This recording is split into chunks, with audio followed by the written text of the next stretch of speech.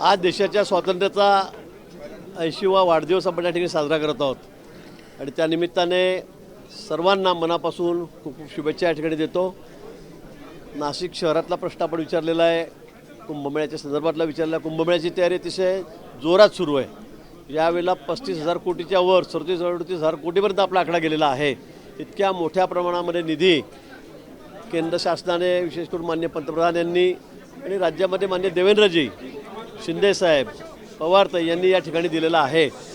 त्यामुळे नाशिक शहरामध्ये सर्वत्र कामं सुरू आहेत, सगळीकडे कामं सुरू आहेत आणि येत्या 4-5 महिन्यामध्ये, 6 महिन्यामध्ये कामं पूर्ण होतील आणि नाशिक शहराचा पूर्ण चेहरामोहरा बदलणार आहे। मला वाटतं अतिशय सुंदर असं शहर, स्वच्छ शहर म्हणून नाशिकचं नावलौकिक या ठिकाणी होईल अशी मला खात्री आहे। शिवयात्रा आणि रामयात्रा अशा दोन पद्धतीने आपण या ठिकाणी कुंभमेळ्याच्या निमित्ताने ही कामं हाती घेतलेली आहेत। सगळं चित्रीकरण त्यांचं त्या ठिकाणी होणार आहे। आमचा सगळा जो इतिहास आहे तो या ठिकाणी दाखवला जाणार आहे। कुंभमेळ्यामध्ये आल्यावर फक्त स्नान करावं अशी कन्सेप्ट यातली नाही आहे, पण लोकांना काही बघायला मिळालं पाहिजे, काही समजलंही पाहिजे, इथल्या पौराणिक कथा कळाल्या पाहिजेत आणि म्हणून त्या दाखवण्याचा आम्ही या ठिकाणी प्रयत्न करणार आहोत। आव्हानं काय असतील? आज पंतप्रधानांनी पण सांगितलं युवा ही शक्ती आहे देशासाठी। आता आपण जेनजीचे आंदोलन वगैरे सर्वत्र बघत आहोत, काय आव्हानं महाराष्ट्र सरकारसमोर बघतायत आपल्या नाशिक? खरं म्हणजे शहरी नक्षलीचं आव्हान आपल्यासमोर मोठं आहे। आज आपण जे बघतोय काही लेफ्टिस्टच्या माध्यमातून, नक्षलीच्या माध्यमातून या देशाला खरं म्हणजे कसा धोका पोहोचेल असा प्रयत्न काही शक्ती या ठिकाणी करतायत आणि त्यापासून आपण वाचलं पाहिजे। युवकांनीसुद्धा त्यांच्यासाठी अतिशय महत्त्वाचं आहे, याच्या माध्यमातून असेल, तांत्रिकीकरण असेल, त्या माध्यमातून युवकांनी पुढे आलं पाहिजे आणि त्याचबरोबर सर्वात महत्त्वाचं म्हणजे ड्रग फ्री इंडिया। आज तरुणामध्ये काही अंशी जे सगळं व्यसन पसरतं आहे, व्यसनाधीनता वाढते आहे, तीसुद्धा संपली पाहिजे आणि म्हणून पंतप्रधानांनी गेल्या आठवड्यातच या संदर्भामध्ये ड्रग फ्री डेला आवाहन केलेलं आहे। मला वाटतं त्याचं अनुकरण आपण सगळ्यांनी या ठिकाणी केलेलं पाहिजे, सगळ्यांनीच केलं पाहिजे। शेतकऱ्याच्या संदर्भामध्ये सुद्धा अनेक मोठी पावलं सरकारने उचललेली आहेत, त्यांना मदत आपण या ठिकाणी करतो आहोत। नैसर्गिक आपत्ती मोठ्या प्रमाणात वारंवार येत आहेत, खूप अतिवृष्टी काही ठिकाणी होते, कुठे गारपीट होते, कुठे वादळ येतं आहे आणि ग्लोबल वॉर्मिंग यामुळे सगळे उद्भवतं आहे आणि म्हणून मला असं वाटतं की निसर्गाचं जतन आपण या ठिकाणी केलं पाहिजे, झाडं लावली पाहिजे, झाडं जगवली पाहिजे, जेणेकरून अशी आपत्ती आपल्याकडे येणार नाही। हे सगळे आपल्यासमोरचे संकट आहे। प्लास्टिकपासून मुक्तता हे मोठं संकट आपल्याकडे प्लास्टिकचं आहे। मला वाटतं त्यातून मुक्तता करायची असेल तर सगळ्यांनी पुढाकार घेतला पाहिजे। आमदार आदित्य ठाकरे 2 दिवसापूर्वी नाशिकचे खड्डे बघण्यासाठी आले होते, महापालिकेतही गेले होते।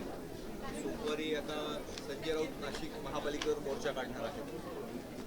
हा एक राजकारणाचा भाग आहे, राजकीय भाग आहे, त्यांनी ते करावं।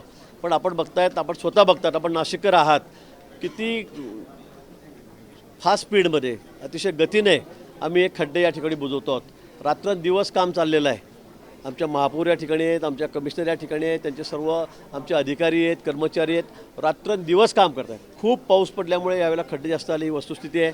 त्याचबरोबर कुंभाचे कामे आम्ही सगळे रस्ते नाशिक शहरातले आता आम्ही कॉन्क्रिटीकरण त्याचं करतो आहे की पुढचे 40-50 वर्षाला खड्डा पडणार नाही आणि म्हणून एक साईड सुरू आहे वाहतूक, एक साईड बंद आहे आणि बंदकडे सगळी अप अँड डाऊनची दोन्ही वाहतूक सुरू असल्यामुळे पाऊस खूप असल्यामुळे खड्डे पडलेले होते, हे खरं आहे। पण आता ते खड्डे जवळपास आम्ही 80% वर हे बुजवलेले आहेत।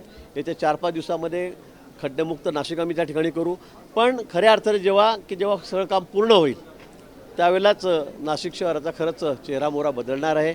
आम्ही अंतर्गत जे रस्ते आहेत कॉलन्यामधले त्याच्यासाठी सुद्धा मुख्यमंत्री महोदयांकडून आता पैसे मंजूर करून घेतलेले आहेत, ते सुद्धा आम्ही आता तात्काळ करायला हाती घेणार आहोत।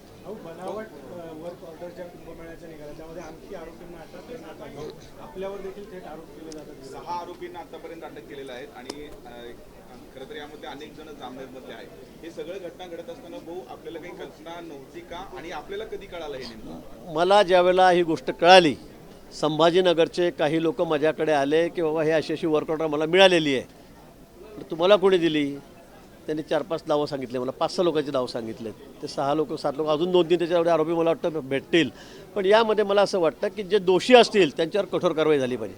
मला ज्यावेळी संभाजीनगरचे ठेकेदार माझ्याकडे आले त्यावेळेला मी लगेच या ठिकाणी आमचे अध्यक्ष आहेत गेडाम साहेब, त्यांच्या सहीने ते पत्र होते, मी त्यांना विचारणा केली। त्यानंतर CP आहेत आमचे कर्णिक साहेब, त्या दिवशी सुदैवाने बैठकही होती मुंबईला. मुख्यमंत्री मोदयांच्या कानावर मी गोष्ट घातली.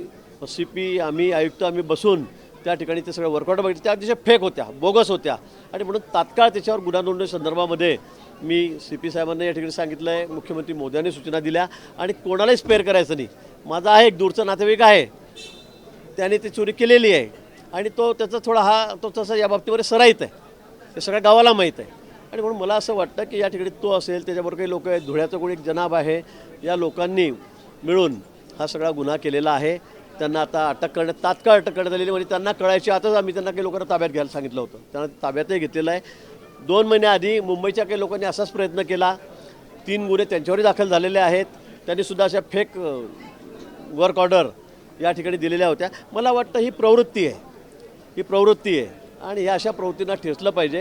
नाही तर अन्यथा असं कोणत्याही कामाचं काम निघालं की लोक बोगस वर्क ऑर्डर देत राहतील. त्यांनी समोरच्यांना फसवलं, ठेकेदारांना, त्याच्यातून काही पैसे घेऊन टाकले. आता ते बिचारे ओरडत फिरत आहेत. पण त्यांनीसुद्धा मला असं वाटतं त्यांनीसुद्धा पाहूनच हे केलं पाहिजे. तुम्ही जर 100 कोटी रुपयाची त्या ठिकाणी वर्कआउट घेता तर तुम्ही काही टेंडर भरलं होतं का? त्याला काही आधार आहे का? काहीच नाही. त्या तुम्ही 1 रुपया भरत नाही, कुठे काही तुमची अनामत रक्कम भरत नाही, टेंडर नाही आणि बिना टेंडरने तुम्ही त्यांना पैसे देतात आणि वर्क ऑर्डर घेत आहेत. मला वाटतं त्यांची चूक आहे. अशा पद्धतीने कोणीही फसू नका. पण जे कोणी असतील त्याच्यामध्ये माझा नातेवाईक विषय किरकोळ आहे. हा वारंवार अशा गोष्टी करत असतो. हा याच्यात त्याचा हातखंडा आहे. पण हा माझा दूरचा नातेवाईक हे खरं आहे, हे मान्य केलेलं आहे. आपल्यावर आरोप केले जातात अशा स्वरूपाचं करतात आणि वारंवार अशा स्वरूपाच्या जर घटना घडत असतील तर याच्यामध्ये काही SOP ठरवणार. आता मला तुम्ही सांगा, तुम्ही आता घरात बसून उद्या टेंडर निघालेत आणि तुम्ही घरात बसून छापून घेतले सर्टिफिकेट, हे घ्या वर्क ऑर्डर, त्याला पण कोण थांबवू शकणार आहे? कसं थांबवणार आहात? जो घेणार आहे हे त्यालाही कळायला पाहिजे की मी टेंडर न भरता 100 कोटीचं काम कसं काय भेटतं आहे मला.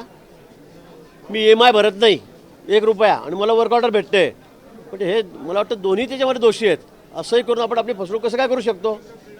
जो माणूस 100-150 कोटी रुपयाची वर्क ऑर्डर घेतो आहे आणि ती पोलीस डिपार्टमेंटची, त्यांना जेवण, त्यांना मॅट्रेस, त्यांना पिलो, त्यांना कॉट, त्यांना पाणी, आणि तुम्ही अशा वर्क ऑर्डर घेता तर त्याची चौकशीसुद्धा करत नाही. आता 10 लाखाच्या वर असं म्हणजे 10 लाखाचीसुद्धा वर्क ऑर्डर लागतेच ना. पण तुम्ही असं न बघता 100 कोटी रुपयाच्या साठी ऑर्डर घेतात. मला वाटतं हा इथं शुद्ध मूर्खपणा आहे. तुमच्यावर थेट विरोधक निशाणा साधतायत की याच्या मागचे तुम्ही आता माझा दूरचा नातेवाईक आहे तो सराईतच आहे त्या बाबतीमध्ये. आता यामध्ये कोणी काय म्हणत असेल तर मला, आता अनेक असे लोक आहेत, मंत्री झालेत, त्यांच्या घरामध्ये लोकांना अटक झाली, त्यांचं नामोल्लेख करत नाही, त्यांचे सख्खे जेलमध्ये गेले, मग त्यांना काय म्हणायचं? हा तर दूरचा आहे. आणि मी आधीच सांगितलं, मीच त्याची सर्वप्रथम मीच त्याची कंप्लेंट केली त्या ठिकाणी. हे सगळे एक्सपोज व्हायच्या आधी मी कंप्लेंट केली, प्रेस घेऊन आपल्यालाही सांगितलं की असं असं नाशिकमध्ये घडलेलं आहे. आता याच्यात तसा माझा काय गुन्हा मला समजत नाही. पण आता विरोधकांना विरोध करायचा आहे, त्यांना गदारोळ करायचा आहे आणि म्हणून मग त्या अशा गोष्टी करत असतात.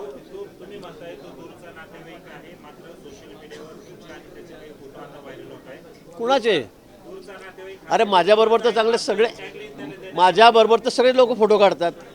आपण बघितलं देशातल्या सगळ्यात मोठ्या म्हणजे मोठमोठ्या नेत्यांबरोबर अनेक लोक आहेत, त्यानंतर दिसतात की हा तर गुन्हेगार आहे मोठा, बरोबर आहे की नाही? बॉम्ब ब्लास्टमधले लोकसुद्धा मोठ्या नेत्यांबरोबर विमानात बसलेले आपण बघितलेत, फोटो काढलेले बघितले, त्याच्या लग्नात पुढं नेते लोक जात आहेत.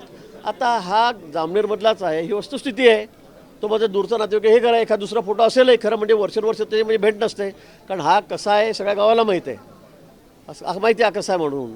त्याच्यामुळे मला असं वाटतं की एखादा दुसरा फोटो असेल घरगुती कार्यक्रमातला का कसला कुठला, मला नाही आठवत त्याचा माझा फोटो आहे, पण असेल तर याचा अर्थ मी गुन्हेगार आहे असं ठरू शकतं का आपण?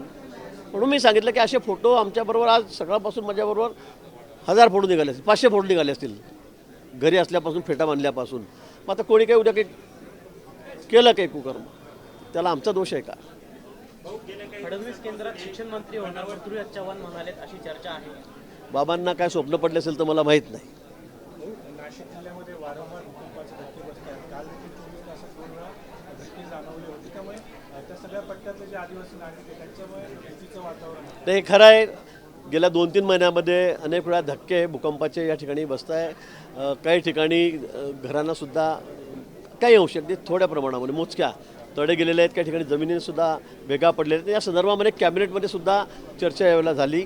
माननीय मुख्यमंत्री स्वतः या संदर्भात त्यांनी सगळी माहिती घेतलेली आहे. केंद्र सरकारची जी यंत्रणा आहे आर्थिकच्या बाबतीमध्ये त्यांनासुद्धा त्यांच्याशी सुद्धा बोलणं झालेलं आहे. अतिरिक्त मशीन त्या ठिकाणी लावणं, त्या ठिकाणी भूकंप झालाच तर काय काळजी घ्यायला पाहिजे, काय करायला पाहिजे, त्याच्यापूर्वी काय केलं पाहिजे, या सगळ्या अवेअरनेस सूचना या आम्ही त्या ठिकाणी आता देणार आहोत. आणि त्याचबरोबर हे का होतं आहे हे सुद्धा शोधून काढणं गरजेचं आहे. पण या सगळ्या भूगर्भातल्या हालचाली आहेत, आपण बघतायत तिथं नैसर्गिक आपत्तीच खरं म्हणजे ही. आणि त्या संदर्भामध्ये खरं म्हणजे आता काळजी घेणं, काय केलं पाहिजे, काय करायला नको, अगदी शाळेतल्या मुलांपासून महाविद्यालयातल्या मुलांपासून सगळ्यांना त्याचं जाणीव करून देणं हे महत्त्वाचं आहे. आणि ते आम्ही आता सुरू केलेलं आहे. भूगर्भात आता अधिकाऱ्यांनी महासिंहस्थ कुंभमेळा एक अशा पद्धतीचं ब्रँडिंग सुरू केलेलं आहे. पण ते महासिंहस्थ कुंभमेळ्याला साधू संतांचा विरोध आहे, कारण महासिंहस्थ असं कोणतेही धार्मिकमध्ये जे उल्लेख नाही, त्यामुळे कुंभमेळा असं उल्लेख करावं असं एक मागणी होतं. ठीक आहे, ती मागणी झालेली आहे. महाकुंभ ज्यांनी म्हटलं, सिंहस्थ महाकुंभ तसा उल्लेख आम्ही करू, त्यात काही आपल्याला अडचण नाही आहे. शब्द मागे पुढे करत असेल त्याला काही आमची हरकत नाही, ते आम्ही करू. भूगर्भात हालचाली चालू आहेत, त्याच्यामुळे भूकंप होत आहेत. राजकारणातही काही हालचाली चालू आहेत का राष्ट्रीय भूकंप होण्याची शक्यता? आमच्या हालचाली चालूच राहतात नेहमी, आपण बघतायत, त्या कोणी थांबू शकत नाही.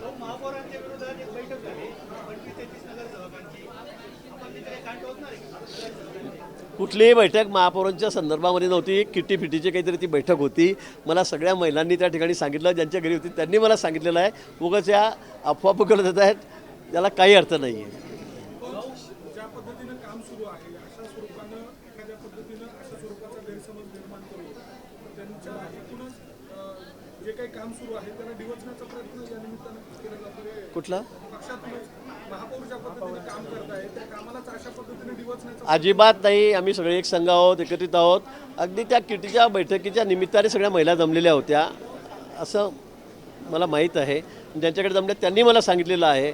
तर त्यामुळे असं कुठेही याच्यामध्ये 1% सत्यता नाही आहे, 1%सुद्धा नाही. ज्या महिला त्या ठिकाणी गेल्या त्यांनी आम्हाला सांगितलं की आम्ही तर एकत्रित झालो होतो, आमची वेगळी मिटिंग होती.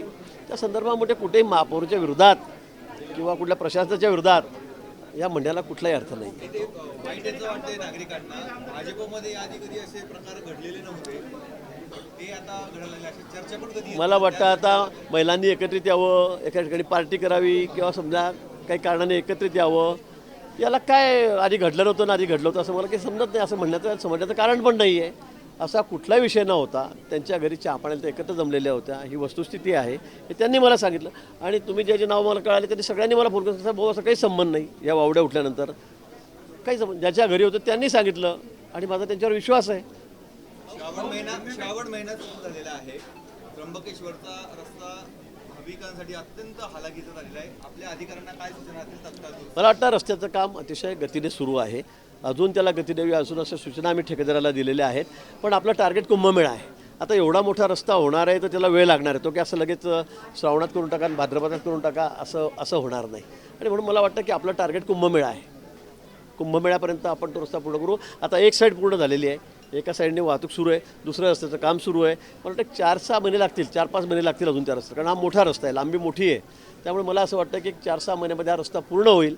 कुंभमेळ्याच्या 5-6 महिने आधीच हा रस्ता पूर्ण होईल आणि तो आपण वापरायला मोकळा करू.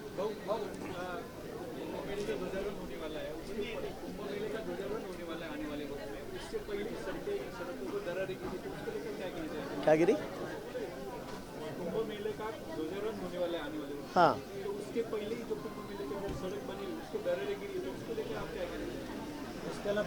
रस्त्याला तड़े गेले. तो मुझे लगता है ऐसे कहीं नहीं है. एक आध दो जगह हुआ भी होगा तो मुझे लगता है उसको पूरा रास्ता तोड़ के नया बनाने के हमने कहा है. हमारे आयुक्त है, हमारे महापौर वहाँ पर गए भी थे और बहुत अफोर्डेबल 25 जगह काम हुआ. तो एक थोड़ा सा 25 फीट का रास्ता थोड़ा ख़राब हो गया था, उखड़ गया था.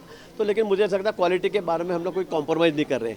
IIT है, टाटा कंपनी है, ऐसे सब ट्राई पार्टी हमारा सब चेकिंग चल रहा है. इसमें कोई कॉम्प्रोमाइज़ नहीं है. रास्ता कितना भी बिलो गया हो, कुछ भी हो, टेंडर कैसे भी हो, लेकिन क्वालिटी के बारे में हमारे पास कोई कॉम्प्रोमाइज़ नहीं है. कॉन्ट्रैक्टर से हम अच्छा काम कर ले रहे हैं और कॉन्ट्रैक्टर भी अच्छा काम कर रहे हैं. राहुल गांधी और मल्लिकार्जुन खड़गे कार्यक्रम में उपस्थित थे दिल्ली में, झंडावंदन का कार्यक्रम में. राहुल गांधी और मल्लिकार्जुन खड़गे हाजिर नहीं थे कार्यक्रम में. दूसरी बात नहीं, उनको समय नहीं उसके लिए, उस बात के लिए उनको समय नहीं. राहुल गांधी को अलग काम के लिए समय है. आजकल वो बहुत बिजी है. आजकल जोकर का काम वो कर रहे हैं, वो भूमिकाओं निभा रहे हैं. तो इसलिए 15 अगस्त के लिए उनके पास समय नहीं है. और आप रोज़ देख रहे हैं कैसे कैसे हरकतें वो कर रहे हैं. बचपना हरकत कर रहे हैं, जोकर की भूमिकाओं निभा रहे हैं। मुझे लगता है इसी काम में वो व्यस्त है, उनको फ्लैग होस्टिंग के लिए समय नहीं है, स्वतंत्र दिन मनाने के लिए उनके पास समय नहीं है। देशव्यापी शिबिर होत आहे महाराष्ट्र काँग्रेसचं नाशिकमध्ये होत आहे. राहुल गांधी त्याला उपस्थित राहणार आहे. दोन दौरे पुणे आणि नाशिक राहुल गांधींचे महाराष्ट्र दौरे. चालेल, त्यांचं काही शिबिर असेल तर त्यांनी यावं, त्यांचं स्वागत आहे नाशिक शहरामध्ये, त्याचं स्वागत आहे. पण मी पुन्हा सांगेल की लोकांचा विश्वास फक्त महायुतीवर आहे, NDAवर आहे. लोकांचा विश्वास माननीय मोदीजींवर आहे, राज्यामध्ये देवेंद्रजींवर आहे. त्यांनी किती आयोपस केली तर त्यांना कुठलंही राज्य त्यांच्या हातात येत नाही. आपण बघितलं असेल स्वतःच्या बळावर त्यांचं देशामध्ये एकसुद्धा राज्य नाही आहे. इतकी वाईट अवस्था त्यांची झालेली आहे. आणि म्हणून मला असं वाटतं सगळं मिमिक्री करण्यापेक्षा त्यांनी संघटनेचं काम अधिक चांगलं केलं पाहिजे. राज्यामध्ये सुद्धा काँग्रेसची अवस्था काय आहे, 4 नेते 4ची तोंड एकमेकाच्या बाजूला नाही आहेत, सगळे विरोधी बाजूला आहेत. आणि म्हणून मला असं वाटतं की त्यांनी आता संघटनेकडे लक्ष दिलं पाहिजे, ती त्यांची गरज आहे. फक्त हे नखलाकार जो चाललेला आहे सगळा प्रकार हा त्यांनी बंद केला पाहिजे. मनोहर भिडे म्हणतात राष्ट्राचा ध्वज हा भगवाच असला पाहिजे. संभाजी भिडे म्हणतात राष्ट्राचा ध्वज हा भगवाच असला पाहिजे. तर ते त्यांचं मत असू शकतं, मी काय बोलणार त्याच्यावर. हाँ तो निकालने दो ना, उनको काम क्या बेचारों को. और अभी उनका तो कोई महापालिका बची नहीं है. हर महापालिका में उन्होंने जाना है. एक भी महापालिका उनके पास नहीं है, एक भी राज्य में एक भी महापालिका उनके पास नहीं है. अपोजिशन में वो बैठे, उन्होंने बिल्कुल यहाँ क्या हर महापालिका में जाकर उन्होंने बैठना चाहिए, अनशन पे बैठना चाहिए, आंदोलन करना चाहिए. सामने खाली बूम के सामने बेहुदा बातें करने से तो अच्छा है कि वो जाके थोड़ा फील्ड पे काम करे. उससे तो भी 2-5 नगर से हो गया, 1-2 नगर पालिका उनके हाथ में आ जाएगी. महापालिका तो आएगी नहीं. जिला परिषद है, अभी कोशिश करना चाहिए उन्होंने कि एक महापालिका हमको मिलेगी, अपने एखादी जिला परिषद हमें मिलेगी, पंचायत समिति हमारे पास आएगी. लेकिन ये सब बातें छोड़कर वो अपना वक्त फिजूल बातें करने में, बकवास करने में गंवा रहा है.